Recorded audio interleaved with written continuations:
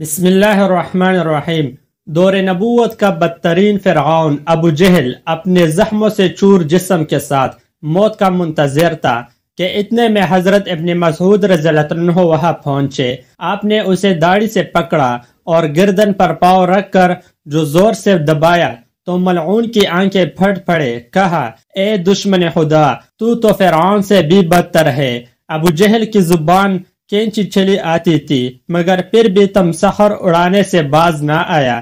دوستو، یہ وہی ابو جہل ہے کہ جس نے اپنی پوری زندگی پیارے آقا صلی اللہ علیہ وسلم کو اذیتیں دینے میں گزار دی۔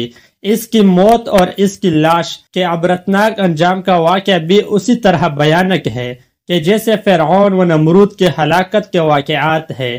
چنانچہ حضرت عبد الرحمن بن عوف رضی اللہ عنہ کہتے ہیں کہ میدان بدر کے روز دو نوجوان لڑکے معاذ اور معوذ یا معاذ رضی اللہ عنہ میں سے ایک نے آ کر مجھ سے پوچھا، چاچا جان، کیا آپ ابو جہل کو پہچانتے ہیں؟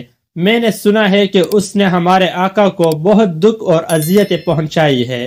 آج اگر وہ مجھے نظر آ گیا تو یا خود قتل ہو جاؤں گا یا اسے قتل کر کے دل کی بڑاس نکال لوں گا۔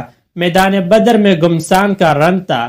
جون ہی مجھے ابو جہل دور سے نظر آیا، میں اس کی طرف اشارہ کر دیا۔ ابھی اشارہ ہی کیا تھا کہ دونوں لڑکے باز کی سی رفتار پر اس پر چھٹ پڑے۔ ابو جہل اونٹ پر سوار پرتیا دکھا رہا تھا۔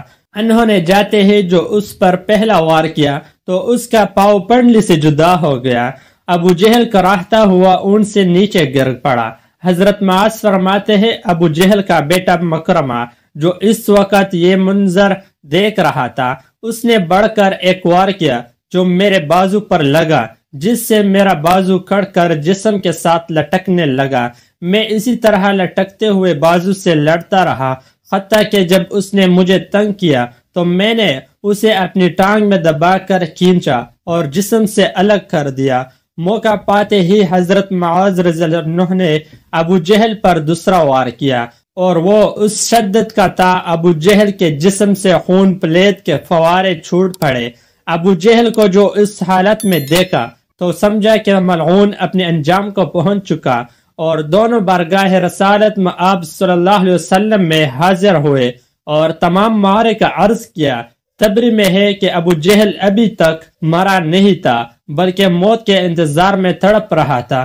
جب معرکہ بدر اپنے اختتام کو پہنچا تو پیارے آقا صلی اللہ علیہ وسلم نے صحابہ کو حکم فرمایا، ابو جہل کو تلاش کرو۔ حضرت عبداللہ بن مسعود رضی اللہ عنہ بھی حکم کی تعمیل میں نکل کھڑے ہوئے۔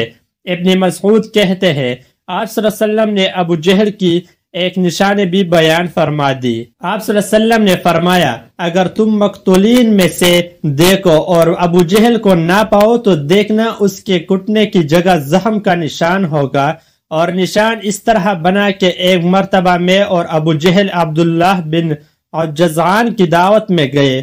ہم دونوں لڑکپن میں تھے اور میں اس سے ذرا دبلا تھا۔ وہاں کچھ معاملہ ہوا جس کی وجہ سے میں نے اسے دکھا دے دیا، جس سے وہ زمین پر گرا اور اس کے گھٹنے پر خراش لگی۔ زخم تو ٹھیک ہو گیا مگر اس کا نشان باقی رہ گیا۔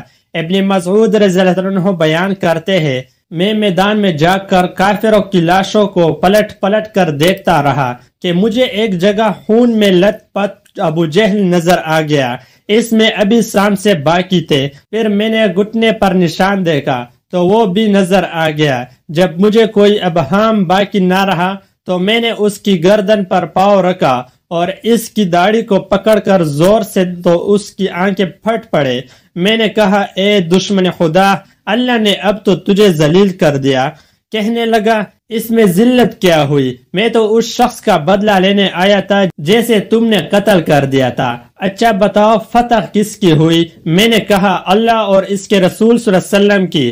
پھر کہنے لگا، اے ابن مسعود، اے بیڑیوں کے چرانے والے، تو بہت اونچی جگہ چڑھا ہے۔ دوسرا قول یہ ہے کہ حضرت عبداللہ بن مسعود نے کہا، اے ابو جہل، تیرا قاتل میں ہوں۔ کہنے لگا، نہیں، تجھ سے پہلے غلاموں نے اپنے آقا کو قتل کیا ہے۔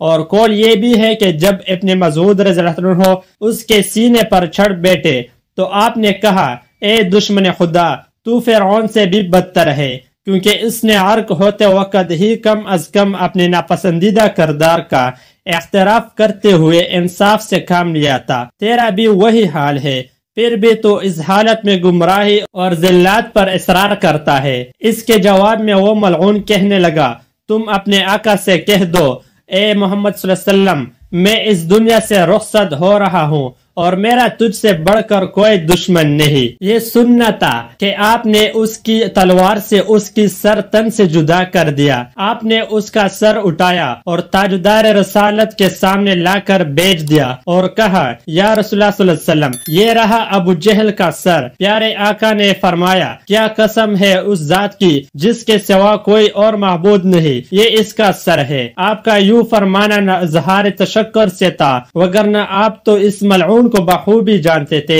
ابن مسعود نے عرض کیا، واللہ یہ وہی ہے۔ اس پر آپ صلی اللہ علیہ وسلم اٹھے اور سر کے پاس جا کر کھڑے ہوئے اور خوب غور سے دیکھا۔ فرمایا، یہ شخص اس امت کا فرعون ہے۔ اللہ کا شکر ہے کہ ایک دشمن دین ہلاک ہوا۔ ایک دوسری روایت میں ہے کہ سجدہ شکر ادا فرمایا، اور ایک اور روایت میں ہے کہ نماز شکرانہ ادا فرمائی۔ اس کے بعد آپ صلی اللہ علیہ وسلم نے حکم دیا کہ ان کو فلاح کنویں میں ڈال دیا جائے۔ چنانچہ صحابہ کرام نے سرداران قریش کو ٹانگوں سے گھسیٹ کر کنویں میں ڈال دیا، اور اسی طرح ابو جہل کے سر کو اور اس کی سر کٹی لاشوں کو ٹانگ سے گھسیٹ کنویں میں ڈالا گیا۔ یوں 24 سرداران قریش کو اس کنویں میں پھینکا گیا۔ اس کے بعد آپ صلی اللہ علیہ وسلم نے مزید 3 روز بدر میں قیام فرمایا، اور جب وہاں سے روانہ ہوئے تو اس کنویں پر گئے جہاں کفار مکہ کے لاشیں پھینکے گئے تھے۔ حضرت عائشہ رضی اللہ عنہا سے مروی ہے کہ آپ صلی اللہ علیہ وسلم نے وہاں کھڑے ہو کر فرمایا، اے کنویں والو، کیا تم نے اس وعدے کو جو اللہ نے تم سے کیا تھا ٹھیک پایا ہے؟